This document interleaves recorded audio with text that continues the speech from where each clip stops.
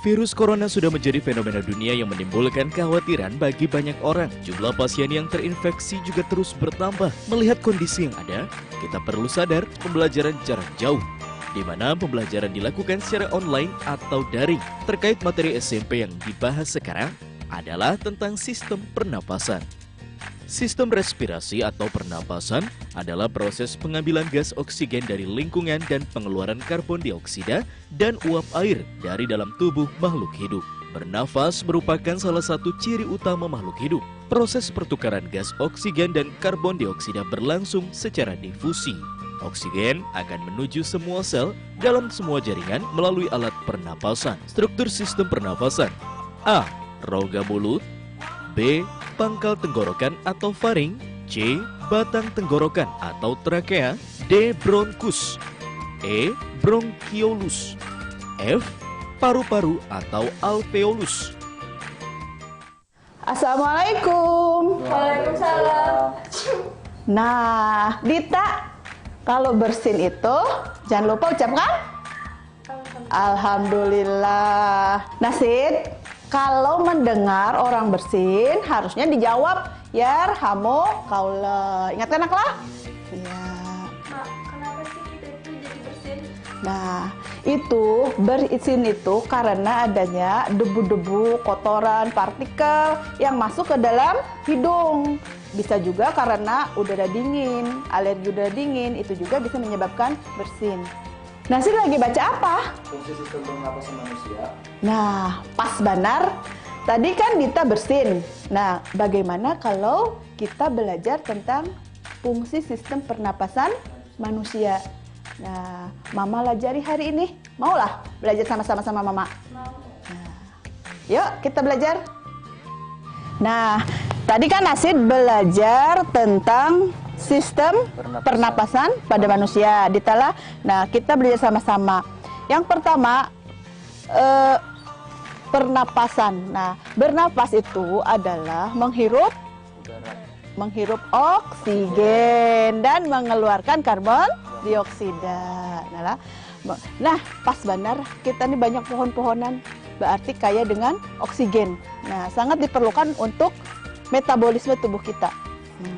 Sekarang apa organnya di dalam sistem pernapasan itu? Yang pertama adalah hidung. Nah, di dalam hidung ini ada gambarnya. Nah, ini rongga hidung. Ini rongga hidung. Ini tempat masuknya udara. Nah, di sini ada bulu-bulu hidung. Nah, bulu-bulu hidung itu menyaring kotoran yang masuk ke dalam hidung. Nah, nanti di rongga hidung itu udara itu dilembabkan. Nah, diatur suhunya sesuai untuk masuk ke dalam rongga selanjutnya. Dari rongga hidung menuju ke paring. Nah, paring lah.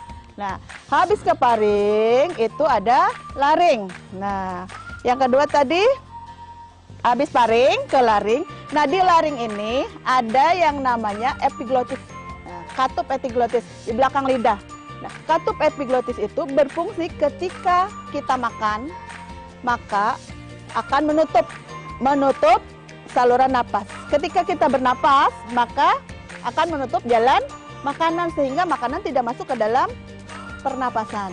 Nah, itu katup itu namanya katup epiglotis, berbentuk seperti daun, bisa membuka dan menutup. Nah, organ selanjutnya yaitu trakea. Nah, organ selanjutnya adalah trakea. Trakea ini terletak di depan kerongkongan. Nah, trakea ini gambarnya. Nah, trakea. Nah, setelah trakea, ini terdiri dari cincin-cincin. Nah, cincin-cincin dari tulang rawan supaya tetap bentuknya kan. Selanjutnya, setelah trakea masuk ke dalam organ selanjutnya. Organ selanjutnya itu ada percabangan bronkus. Nah, bronkus ada dua kan? Nah, bronkus. Nah, bronkus itu masuk ke dalam lagi ada bronkiolus. Nah, selanjutnya di paru-paru itu terakhir ada alveolus. Nah, di dalam alveolus ini terjadi pertukaran udara, pertukaran gas antara oksigen dan karbon dioksida. Nah, setelah itu baru kita akan mencoba praktek. Nah, ada pertanyaan kan dulu Dita? Mak, sekarang kan musim COVID. Nah, gimana sih caranya agar kita tidak tertular COVID? Oke, Nasid jawab Bang, Nasid jawab dulu Nasid. Nah, Yang pertama tuh di tangan. Kedua pakai masker. ya, Ketiga jaga jarak. Keempat hindari kerumunan keramaian orang yang banyak. iya betul. Itu kan standar untuk kita menjaga kesehatan supaya terhindar dari COVID.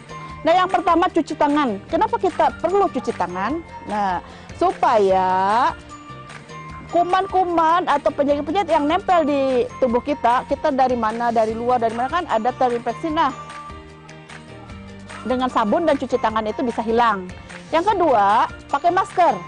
Nah, ketika misalnya kita bersin atau batuk, itu kan ada droplet yang terhambur keluar dari mulut. Nah, supaya tidak mengenai orang lain dan juga orang lain tidak mengenai kita, jadi kita mesti pakai masker. Karena droplet itu, penularan COVID itu salah satunya dari droplet. Bahaya kalau ada orang batuk, terkena kita dropletnya, cairannya yang mengandung bakteri dan virus COVID itu, kita bisa tertular. Nah, yang ketiga jaga jarak itu tadi. Jaga jarak tuh 1 meter paling tidak. Jaga jarak. Kenapa? Karena ketika kita jaga jarak, otomatis menghindarkan kita dari virus tadi. Menghindari kerumunan. Betul. Kenapa? Kita tidak tahu siapa dalam kerumunan itu yang terinfeksi COVID. Makanya kalau bisa kita di rumah saja. Bagaimana kalau kita bikin alat peraga pernapasan? Kayaknya asik nih. Ada alat-alatnya, bahannya. Bagaimana penjelasan Mama tadi? Nasid paham? Paham. Dita? Paham. Nah, kalau kayak gitu, Mama sudah ada alat-alatnya. Kita bikin bahan ajar atau